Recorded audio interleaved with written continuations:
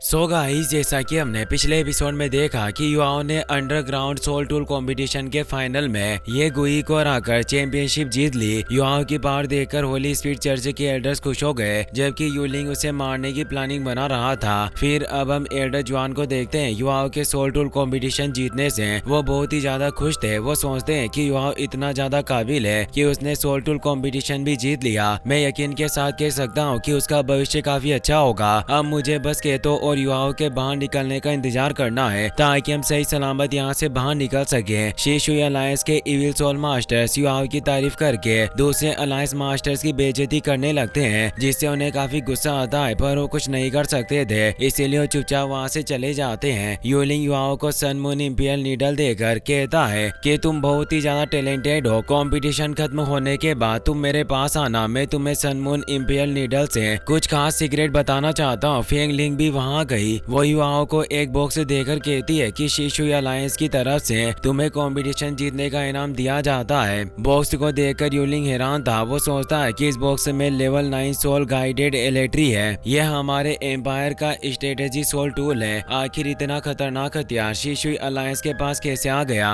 Feng लिंग युवाओं से कहती है कि तुमने लाइट पावर को यूज करके साबित कर दिया कि तुम हमारे सेक्ट के होली सन बनने के लायक हो। अगर तुम होली सन बन जाओ तो मुझे यकीन है कि आगे जाकर तुम पूरे कॉन्टिनेंट पर राज कर पाओगे। दूसरी तरफ गो जोंग इंपियल गार्ड्स के साथ मिलकर सीक्रेट वेयर हाउस में सोल टूल से ढूंढ रहा था, पर वहाँ एक भी हाई लेवल सोल टूल मौजूद नहीं था, जिससे गो जोंग बहुत ही ज्यादा घबरा गया। उसे लग रहा था कि तियान रेन ने उसे मरवाने के लिए सब साजिश रची है। गार्ड्स को सीक्रेट रूम में बहुत सारे एलिमेंट्री लाइट बॉम्ब दिखते हैं, जिन्हें देखकर गो जोंग खुश हो गया। उसे लग रहा था कि अब वो अपना काम पूरा करके मिलिट्री बेस को अपने कब्जे में कर लेगा। गार्ड को वहाँ टाइम बॉम्ब मिलता है जिसका टाइमर चालू था। गो जोंग टाइम बॉम्ब को देखकर बहुत ही ज्यादा घबरा गया, मगर वो कुछ करे उससे पहले टाइम बॉम्ब ब्लास्ट हो जाता है। उस ब्लास्ट की वजह से आसपास पड़े दूसरे बॉम्ब भी ब्लास्ट हो जाते हैं, जिसकी वजह से वहाँ बहुत बड़ा और खतरनाक धमाका होता है। ये धमाका इतना ज्यादा खतरनाक था कि देखते ही देखते सीक्रेट वेयर हाउस मिट्टी में मिल गया और आग हर तरफ फैलने लगी, जिससे मिंगदू सिटी में अफरा तफरी मच गई। धमाके की वजह से कंपटीशन अरीना जोर जोर से हिलने लगता है, जिससे हैरान होकर सब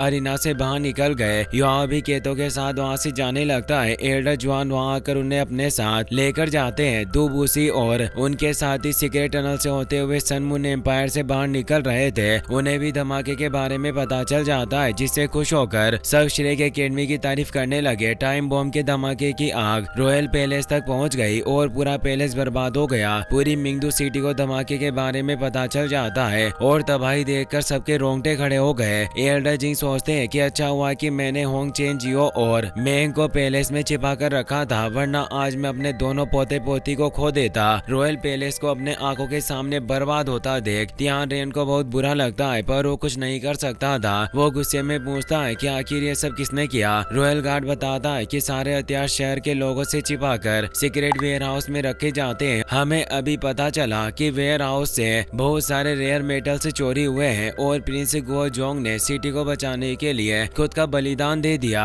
जोजी तियान रेन से कहती है कि जैसे ही शहर पर हमले की बात फैलेगी, एम्पायर की जनता आपके खिलाफ होगी। भले ही आप क्राउन प्रिंस हैं, पर अभी तक आपके पास गद्दी नहीं आई। आप सिर्फ कुछ वक्त के लिए एम्पायर संभाल रहे हैं। आपको जनता को शांत करने के बारे में कुछ सोचना होगा। तियान रेन कहता है कि अगर मैं एम्परर बन जाऊं तो जनता मेरे खिलाफ कैसे जाएगी। पूरे एम्पायर में खबर फैला दो कि रॉयल पैलेस पर हमले की खबर सुनते ही मेजेस्टी को गहरा सदमा लगा। डॉक्टर उन्हें बचाने में नाकामयाब रहे और उनकी जान चली गई। वो जोर जोर से हंसने लगता है। दूसरी तरफ होली स्पिरिट कल्ट के जोंगली ब्रदर्स यिन यांग लव वैली में एक कपल को पकड़कर उन्हें वैली के अंदर सेक्रीफाइस कर देते हैं, जिससे उन्हें बहुत खुशी मिलती है और तीनों जोर जोर से हंसने लगते हैं। उनका प्लान था कि अगर कोई गलती से भी यिन यांग वैली में आ गया तो कपल के सेक्रीफाइस के बाद यहाँ से जिंदा बचकर नहीं जा सकेगा और जोंगली ब्रदर्स उनकी स्पीड को अपना गुलाम बना लेंगे। सेक्रीफाइस पूरा होने के बाद तीनों वहाँ से चले गए। वेयर हाउस के धमाके के बाद तियान रेन के ऑर्डर पर पूरी मिंगदू सिटी में निगरानी बढ़ा दी जाती है। इतनी तबाही के बाद भी सोल फाइटिंग कंपटीशन बंद नहीं किया गया और सब लोग फाइनल देखने के लिए अरीना में इकट्ठे हो जाते हैं। क्यू क्यू की मदर नान शुई शुई भी फाइनल देखने के लिए वहाँ आती है। वो सोचती है कि मुझे लग रहा था कि कंपटीशन खत्म होने के बाद डूलो कॉन्टिनेंट में शांति होगी, पर पर अब मिंगदू सिटी पर हमले के बाद रुख बदलने वाला है। क्यों नानशुई से पूछती है कि आखिर कल रात को धमाके किस वजह से हुआ।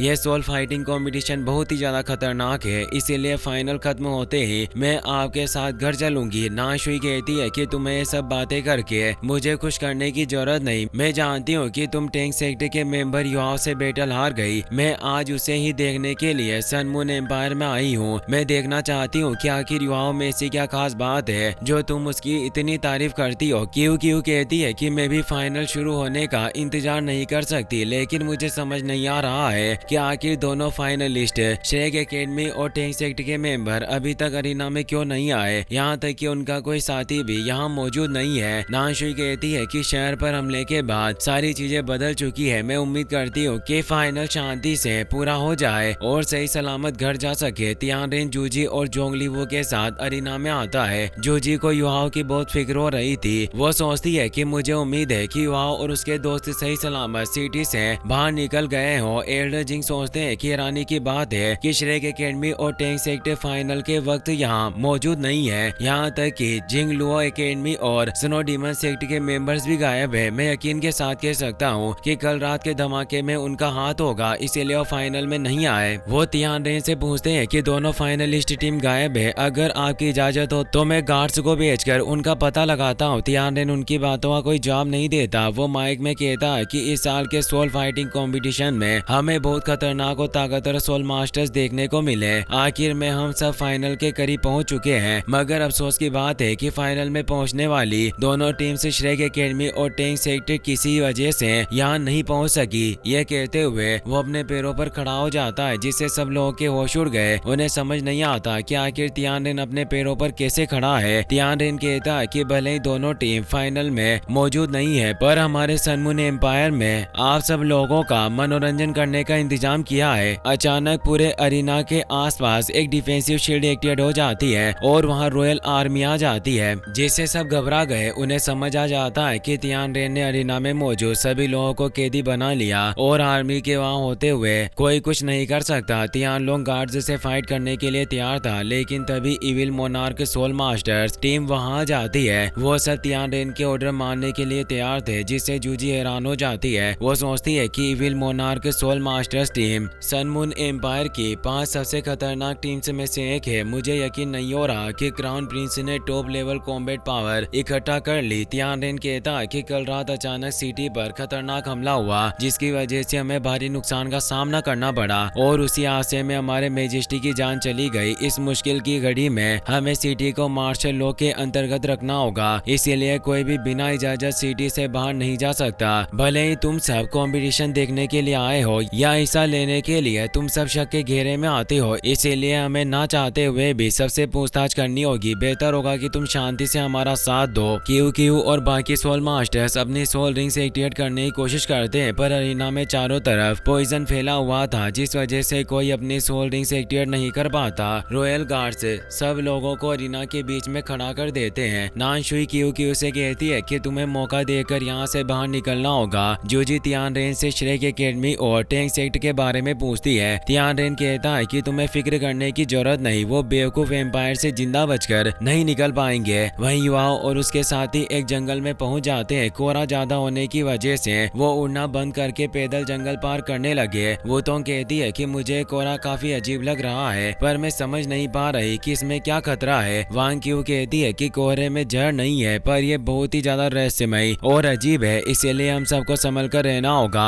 काफी वक्त तक चलने के बाद भी वो जंगल से बाहर नहीं निकल पाते। युवाओं सबको रोककर बताता है कि मैंने पेड़ पर मेंटल मार्क बनाया था ताकि हम रास्ता ना भटक जाएं। हम घूम फिर कर दोबारा उसी जगह पर आ गए, इसका मतलब ये जंगल एक भूल भुलैया है। वो अपनी मेंटल स्किल की मदद से आसपास देखने की कोशिश करता है, पर कोहरा इतना गहरा था कि उसकी स्किल काम नहीं आती। एल्डर जुआन तेजी से आसमान में जाकर बाहर जाने का रास्ता ढूंढने लगे। युहाओ नन्ना और जूचेन से पूछता है कि तुम दोनों सन मून एम्पायर में काफी वक्त से रह रहे थे, क्या तुम्हें इस जंगल के बारे में कुछ पता है? नन्ना कहती है कि मैं बस इतना जानती हूँ कि एम्पायर के लोग इस जगह को वेस्टर्न माउंटेन्स के नाम से बुलाते हैं और यहाँ आना सख्त मना है। केतो बताता है कि बहुत समय पहले एम्पायर ने इस जगह का राज जानने के लिए एक ग्रुप को यहाँ भेजा था, पर उसके बाद से ग्रुप गायब हो गया और किसी को उनके बारे में हमें पता नहीं चला। एल्डर जुआन आकर बताते हैं कि भले ही हम कितना भी ऊपर क्यों ना उड़े, पर इस जंगल से बाहर नहीं निकल सकते। युआओ कहता है कि यहाँ तक कि एल्डर जुआन जैसे सुपर डुलुओ भी इस जंगल में फंस सकते हैं, यानी ये कोई मामूली जगह नहीं है। होबिन कहता है कि अगर रास्ता ढूंढना इतना मुश्किल है तो क्यों ना हम अलग होकर रास्ता ढूंढे, इस तरह हमारा वक्त बचेगा और हम जल्दी यहाँ से बाहर निकल सकेंगे। जोई कहती है कि हम अलग होने की बेवकूफी नहीं करेंगे, इससे हमारी जान खतरे में पड़ जाएगी, हमें साथ रहकर आगे बढ़ना होगा।